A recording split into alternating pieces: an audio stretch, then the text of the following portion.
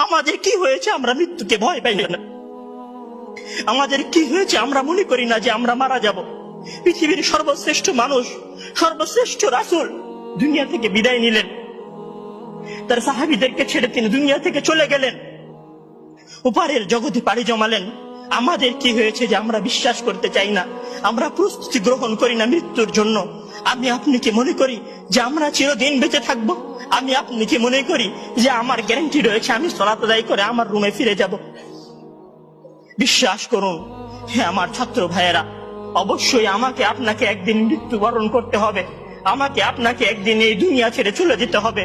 সুতরাং মৃত্যুর জন্য প্রস্তুতি গ্রহণ করুন, সুতরাং মৃত্যুর জন্য প্রস্তুতি গ্রহণ করুন।